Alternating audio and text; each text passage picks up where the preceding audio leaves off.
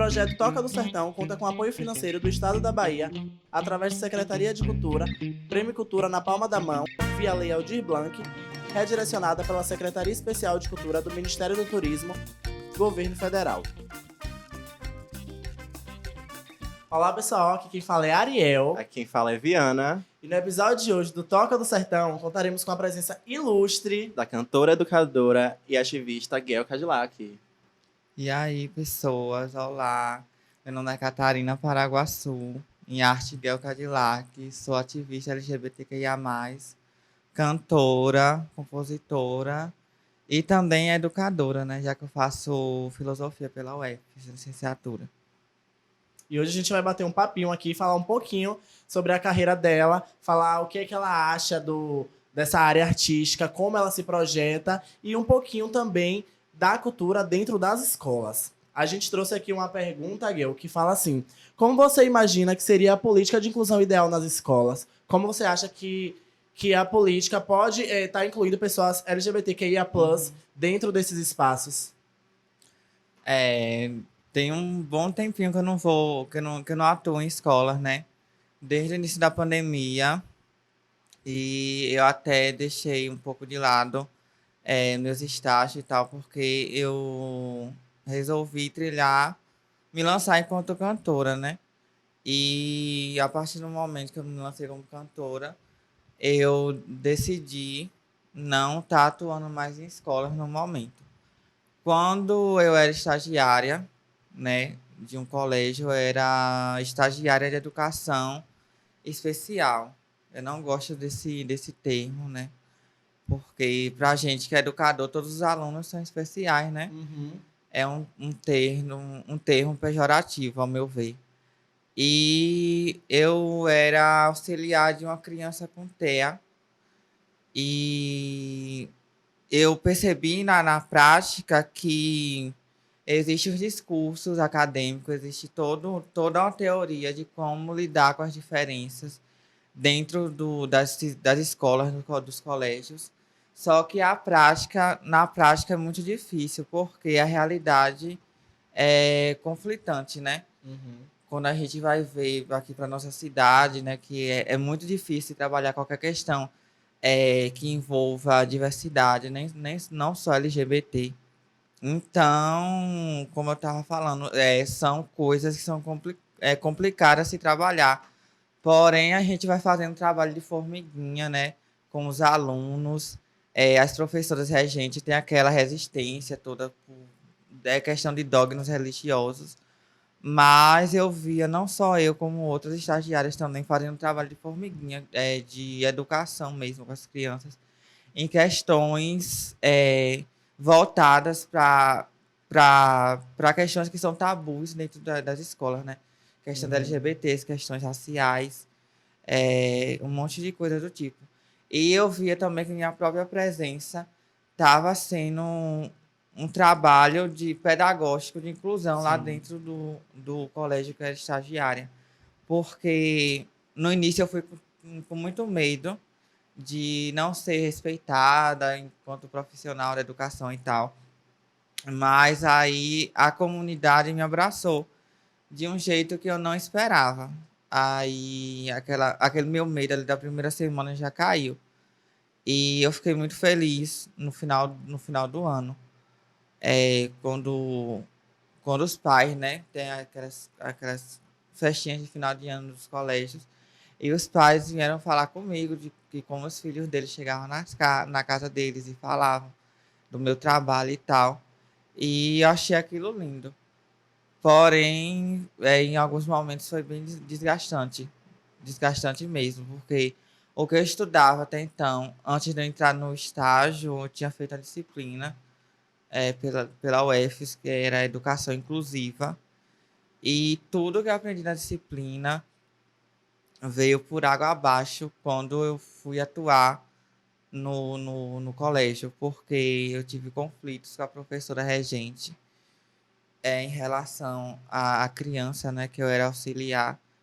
E aquilo me deixou bem triste na época, porque eu até falei que era uma realidade que era próxima à minha, né? Eu não tenho TEA, mas só de sentir a exclusão daquele aluno Uhum. no colégio perante é, algumas outras crianças e até mesmo algumas negligências da professora regente, me deixou bem triste. É um trabalho de formiguinha, mas é necessário. É, pessoas como eu, pessoas, sabe, de diferenças, de siglas, tá dentro da educação, porque é assim que a gente vai conseguir fazer a inclusão lá dentro, né? Que não adianta, por exemplo, em dia de visibilidade e tal, se falar daquilo nos colégios e não ter, por exemplo, uma professora trans lá dentro e tendo, isso modifica muita coisa. Com certeza, eu acredito que isso chega a ser um ato revolucionário, né? Ter você dentro da sala de aula já é um ato de militância, já é você está ocupando um espaço que normalmente não é dado, né? Com certeza. Eu reparei que no começo da sua fala você falou que meio que abriu mão do seu trabalho como professora, como educadora, para se dedicar mais ao seu trabalho como artista, como cantora. Eu queria saber de você o que você pensa do seu trabalho para o futuro, o que é que você tem planejado, o que é que vem aí. Um trabalho artístico. Como cantora. Quando veio a pandemia, né? Eu lancei meu primeiro single em 1º de junho de 2020. Aí eu optei trabalhar com arte com a questão da sensualidade. E quando eu optei por focar mais na carreira artística, me veio um monte de medo, assim, na minha cabeça de como a comunidade é, da, escolar ia reagir, né? Já que eu era estagiária de crianças. E eu fiquei preocupada, porém era meu sonho e eu queria viver aquilo ali no momento, né?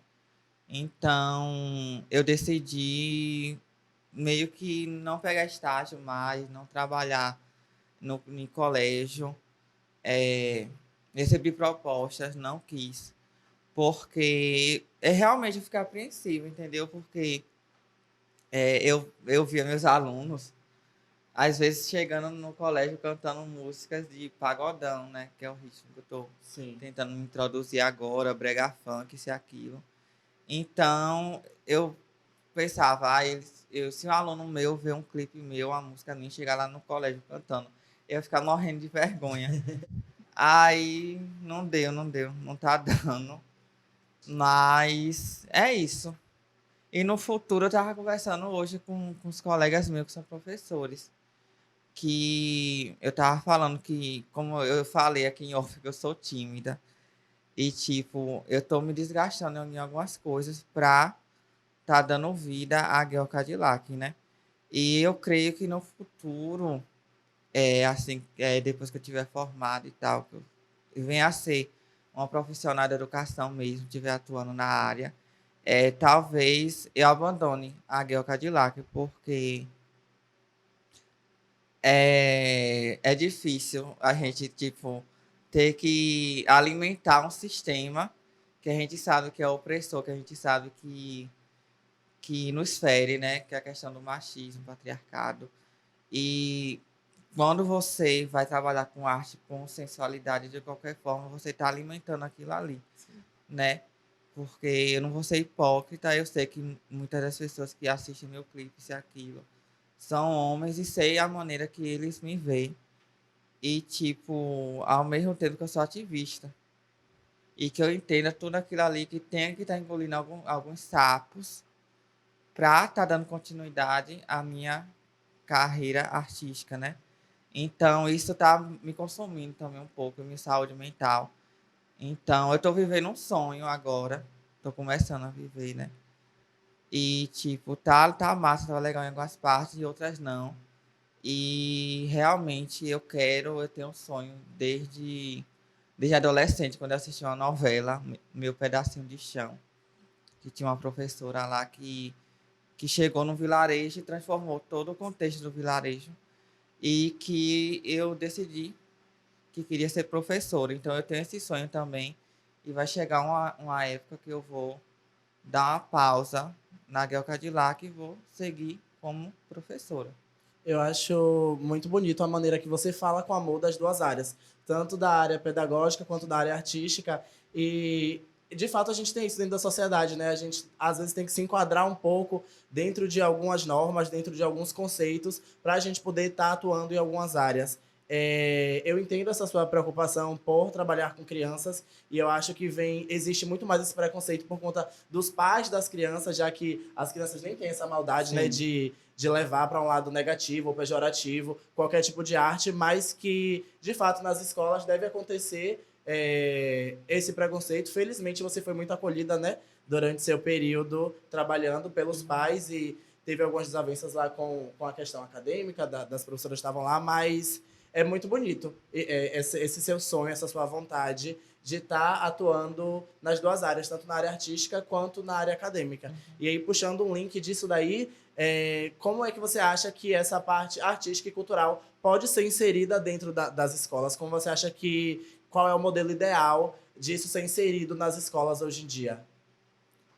Quando eu era estagiária, eu entrei em uma sala que não era minha e vi um cartaz, né, feito por uma professora e tal, com a ajuda das crianças.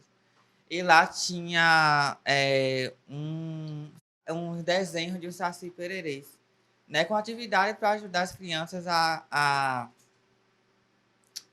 estimular a questão do aprendizado, a numeração e tal. E em cima tinha assim, contem os índiozinhos. Só que no cartaz não tinham índios, né? Não tinha indígenas. Tinham lá a imagem do Saci Pererê. Então, no colégio, quando eu vi aquilo ali, eu falei, não. Já que eu tenho amizade, eu tenho a questão da ascendência indígena, por exemplo, eu vou trazer um pouco da cultura indígena para dentro aqui, para a realidade das crianças. Aí, um dia eu levei o maracá, expliquei, contei um mito da origem do maracá. E tinha outras professoras que já traziam mitos, mitologias africanas, introduzindo também essa parte da cultura, né, que nas escolas são introduzidas, mas de forma, muitas das vezes, pejorativa, de forma que vá contra ao que realmente é a cultura afro-brasileira e indígena. E em relação também à questão da cultura no colégio, uma coisa que foi marcante para mim foi no ensino médio. Eu creio que não existe mais na rede estadual, que são os projetos estruturantes. Eu participei do PROV, um vídeo que o nome é Translúcida, tem no YouTube. Nesse vídeo é contada a história de uma personagem, que o nome dela é Vera. Isso foi lá em Coité, gente, lá na região do Sisal, de onde eu venho.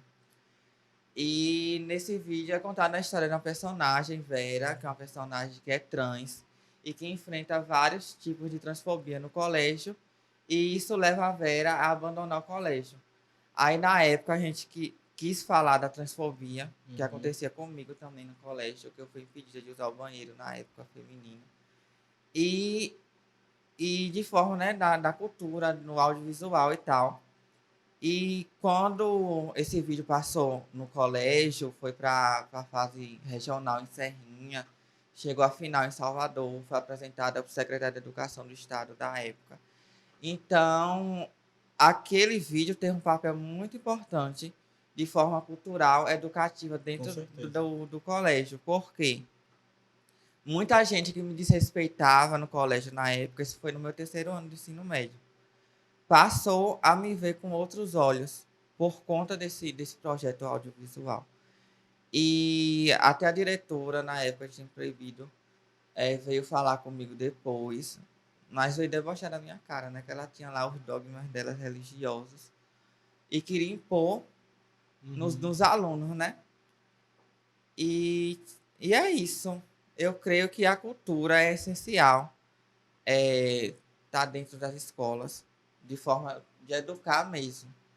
Eu até penso também em fazer um projeto musical voltada para colégio. Eu tenho já algumas músicas escritas, eu estou esperando só um momento adequado de eu poder lançar toda a questão visual e tal, talvez não por agora, talvez quando eu aposente, a Guel Cadillac venha trabalhar como eu quero, como educadora, e possa também estar fazendo o que eu gosto, né? Que tá me apresentando como artista também. É Massa. isso. Eu acho muito bacana essa questão desses projetos que são feitos paralelos, porque de fato cria uma conscientização, né? Tanto os alunos quanto as pessoas que trabalham começam a entender mais de assuntos que não são tratados na sala de aula. Sim. Então eu acho que são trazidos de fora assuntos que são muito pertinentes. E esses dias eu estava comentando até com um amigo que eu ainda acho louco como as pautas indígenas e a cultura indígena é pouquíssima falada nas escolas. Então, tipo assim, é uma cultura muito rica aqui no nosso país, que a gente tem aqui, sabe, do lado da gente, mas que não é discutido, não é falado, que a gente conhece pouquíssimo. E muito do que a gente vê ou lê é a questão mais mitológica, né? Mais de mitos e muitas inverdades também que foram contadas anos atrás e que seguem sendo contadas sem que a gente estude a fundo a cultura mesmo indígena. É isso, é a história que é contada de forma muito fragmentada, né? A gente nunca tem acesso às informações de uma forma concreta, assim. Enfim, é um pouco complicado. Quando eu levei o Maracá, por exemplo, pro colégio, quando eles tiveram contato com aquilo, eles pegaram e jogaram no chão. Aquilo para mim foi muito forte, que o Maracá tem a questão de ritual e tal. É uma coisa que todo dia de manhã eu pego. Eu faço minhas orações e peço proteção às forças encantadas da natureza. E, tipo, eu levei com o contexto de estar mostrando aquela biojoia para eles ali. E tá explicando o contexto e tal, porque a cultura indígena é a que é mais respeitada dentro dos colégios, sabe? Os professores pegam estereotipos negativos, introduzem nos alunos. Então, os alunos, quando foram colegas meus da UF indígenas no colégio, foram desrespeitados pelas crianças, mas eles entendem que as crianças estão reproduzindo o que as professoras estão ensinando dentro da sala de aula, né? Ensinando, não, desensinando. E é tipo, aquele gesto com... Acho que todo mundo no colégio infantil teve acesso a isso. É aquele gesto que é feito com a boca. Questão aí de dança da chuva, que nem é coisa de indígena brasileiro, né? Existe esse contexto mais nos indígenas norte-americanos, só que são introduzidas aqui nas escolas brasileiras como se fosse coisa cultural dos indígenas brasileiros e as crianças vão lá e reproduzem como se fosse realidade. Aí quando vê um indígena, entendeu? Vai lá e reproduz na frente. Isso. Tratam de uma forma 100% banal, né? É um total desrespeito. Eu acho que a cultura acaba sendo muito banalizada e é visto de uma maneira caricata mesmo, né? Sim. Tanto que algumas escolas fazem encontros com pessoas indígenas e aí vira aquela coisa utópica, né? Tipo, coisa de outro mundo. Que o pessoal, tipo, sabe? Trata como se fosse uma coisa inexistente, uma coisa que... como uma fantasia e que não é, né? Não é assim. É isso. Eu tava acompanhando aqui Guel falando e eu percebo que a sua origem, as suas referências, elas são muito fortes em você, assim. Que você se importa muito de onde você veio. E eu queria saber mais de você, quais são as suas referências artísticas, assim, no regional, que eu digo? Quem são as suas principais referências aqui? Regional, estado, país. Pode ser nacional também, assim, sabe? Eu tenho bastante referência, assim. Quando eu fui montar a Guel Cadillac, primeiro eu fui lá para os anos 80. É a questão das chacretes, né? Eu fui e eu gosto muito da Rita Cadillac. Inclusive, ela me segue no Instagram. Tudo. Beijo, Rita arrasou. Cadillac. Madrinha. Ela é muito gentil comigo. Muito mesmo, dá conselho e tal. Porque quem começou, né, toda essa onda de trabalhar com sensualidade no Brasil foram as chacretes, né? A Gretchen também, lá na década de 70, 80. Aí depois vieram todas as outras aí, né? A loira morena do Tchan, né? Inclusive até a Anitta, né? Cita elas também como referência e tal. Então eu fui buscar lá nos anos 80, nas chacretes, na Gretchen. E agora que eu tô no pagode, uma grande referência para mim é Léo Crete. Porque Léo Crete teve e tem um papel muito importante no pagode, né? Enquanto mulher, enquanto trans. Porque Léo Crete abriu portas, né? Se hoje em dia existem mulheres trans no pagodão e tal. Léo Crete foi que tava lá nos anos 2000, dando a cara a tapa, né? Para que hoje em dia a gente possa estar dentro desse ritmo também. Então, aqui regionalmente, na Bahia, Léo Crete é uma grande referência para mim. De verdade. Isso. O pagodão baiano ainda é um ritmo muito marginalizado e muito machista, né? Hoje em dia a gente tem alguns nomes aí que estão quebrando um pouco isso, como a dama, a travesti, menininha problemática. Como é que você vê essa cena atual do pagodão baiano? Ah, eu acho tudo. Inclusive, sou muito amiga de Tertuliana, né? A travestis. Dá um beijo pra ela. E, tipo, eu falo sempre que é um papel importante, mas é um papel também cansativo, né? Porque eu percebi como o pagode, o pagodão, é um ritmo que praticamente é feito para ser cantado por homens. Que eu tive a primeira experiência de gravar em estúdio, é, aí a gente tá em janeiro, né? Sim. Esse mês eu tive uma experiência, esse mês de gravar em estúdio, e eu percebi que a minha voz não é tão grave como foi difícil para mim. Eu fiquei toda perdida lá no estúdio. Aí o produtor perguntou se eu tava sussurrando. Eu falei, não, que eu canto assim. Minha voz é assim, entendeu? Depois eu fui perceber, nossa, como realmente é um ritmo, parece que é feito para homem cantar. E quando as mulheres estão aí, né, quebrando barreiras, é difícil. Ainda mais as que são LGBTs, né? Tem Rai Ferreira também, que tá aí no Ah, eu Pagodão. amo. Lenda, Eu eu amo. amo. Todas elas representando. E eu admiro todas elas de verdade. Até as que eu não tenho contato.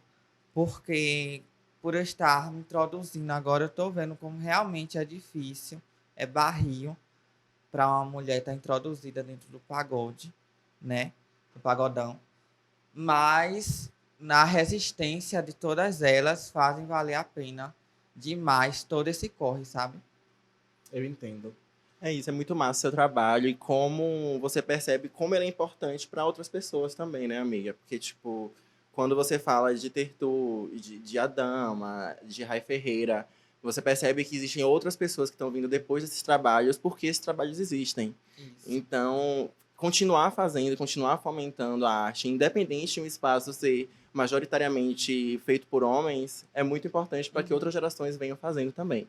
Acaba sendo um trabalho de abrir portas, né? Porque a gente coloca esses nomes aí no nível regional baiano de Salvador, mas, por exemplo, aqui em Feira de Santana você é pioneira nisso, né? É a primeira mulher que está cantando pagodão e que está lançando seus trabalhos. Então, do mesmo jeito que essas pessoas lá de Salvador abriram portas para pessoas aqui de Feira, eu acredito que você também está abrindo portas para outras pessoas de Feira Sem e outras dúvidas. pessoas do interior lançarem seus trabalhos também e se sentirem confortáveis com isso. É um trabalho de muita, muita importância mesmo. É isso, e apesar da gente não ter a noção escalável da proporção que o trabalho da gente toma, ele toma, sabe? Muita gente toma o seu trabalho como referência para ter você ali na frente fazendo para ela vir e fazer logo depois. É isso, né? O apoio da Tertuliana foi muito lindo para mim, de verdade. Porque eu conheci ela através de um Paulilo Paredão. De Paulilo também, meu Deus, amo Paulilo. Beijo, Paulilo. Beijo, Paulilo. É através de um Paulilo Paredão. E ela gostou muito do meu trabalho, da minha estética. Porque ela também é do interior do Piauí, né? Ela sempre deixa isso bem claro. E ela gostou do meu trabalho, da minha estética, do meu primeiro single que eu tinha lançado na época, né? Multa da Boneca, o clipe e tal. E a gente foi, né, ficando mais próximas e tal. Então ela tá me dando esse apoio pra cena de Salvador, né? Tá pegando mais visão um pouco do meu trabalho.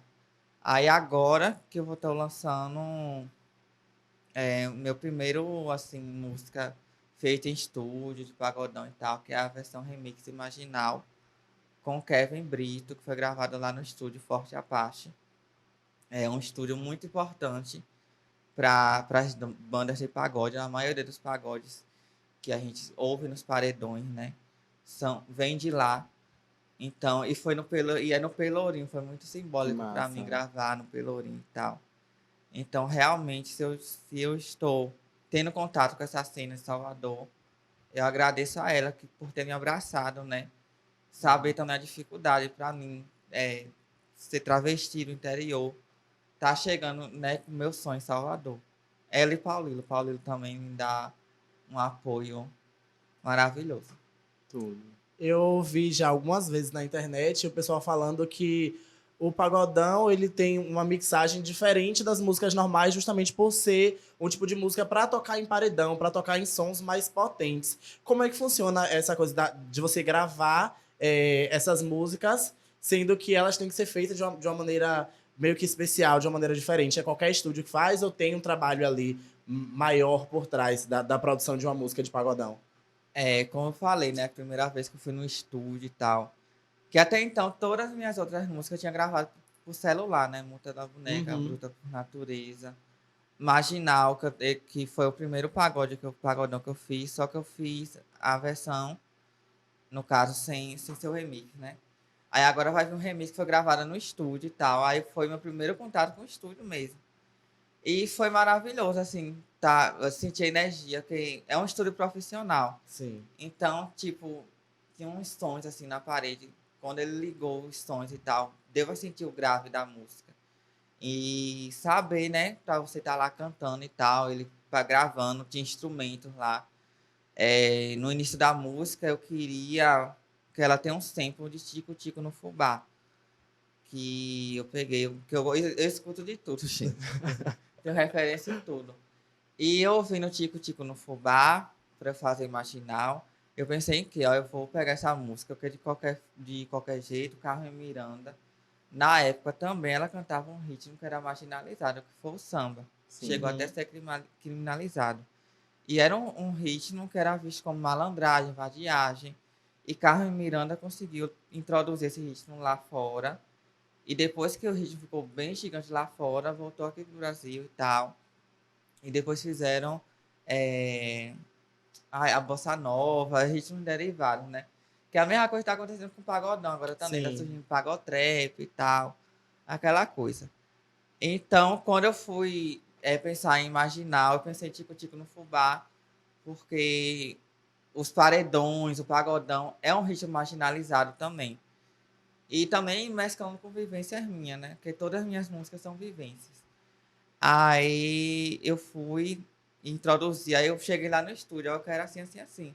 Aí ele, ok. Aí ele foi, tinha piano lá, tinha um instrumento, ai não sei, É guitarra. outra emoção, né? Você consegue vivenciar melhor É. a música sendo criada, né? Saindo Aí o ali. início Com da certeza. música já tá um pequeno trecho de Tico Tico, feita no estúdio. Uhum. Então eu tô muito feliz com essa versão nova de Tô Imaginal. ansioso pra ouvir, quero ver como é que ficou. Tá E agora tudo. que fofocas pra gente, o que é que a gente pode esperar aí de próximos lançamentos de Gil Cadillac? Quais são os projetos?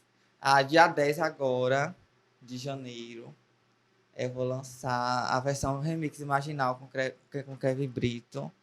E o clipe no dia 11. Estou planejando lançar um EP, talvez nesse primeiro semestre. Um EP é diferente de tudo que eu já fiz. Eu quero mesclar ritmos e tal, quero explorar outros lados meus, que eu ainda não explorei. E é isso, talvez saia agora no primeiro semestre, talvez não. Eu sou Acompanhe artista Guel pra Vamos independente. saber. aguardar, vamos seguir nas redes Acompanhe pra sociais. Vamos saber, esperar aí que entendeu? tá vindo aí muita coisa legal. O auge, eu amo. O auge. Sobre artistas baianos, quem você tem vontade de lançar um feat, de falar assim, hoje eu queria entrar no estúdio com essa pessoa e lançar um feat? Ai, tem tantos. Conta alguns pra gente. Porque tem tantos assim. Mais um que visualiza assim, com um clipe e tal, uma super produção. Um artista que você acha que ia ser tudo, assim. Um artista que provavelmente vai vir um feat aí, vai ser a Travestis. A gente já tá falando em um feat. E realmente, antes de eu me lançar como cantora, eu ouvia bastante as músicas dela, que é vivência, né, de Com travesti. certeza. A primeira música dela que eu ouvi, eu falo a ela sempre, que eu me apaixonei, foi Ele Sempre Ensina da Prostituta. E todas as outras eu me acabo. E eu apresentei a música a ela, e ela gostou. É uma música que tem uma cara bem regional. E a gente tá conversando sobre e talvez venha aí. Tudo. Talvez Vamos não, aguardar, vai vir vamos aí, aguardar. axé. Vai Vamos vindo aí. aguardar. Então, eu acho que é isso por hoje. A gente conversou bastante coisa, a gente conheceu um pouco mais de Gil Cadillac, um pouco mais do trabalho dela. E a gente está muito feliz com a sua presença aqui hoje no nosso podcast. Foi muito enriquecedor. Muito obrigado por ter topado, amiga. É muito bom ter você aqui com a gente. Você é uma peça fundamental para a cultura da nossa cidade, para continuar fomentando essa cultura para outras pessoas. E é isso. Quer E falar alguma anotem coisa? esse nome, porque vocês ainda vão escutar Com muito, toda viu? certeza. Muito obrigado e até o próximo episódio.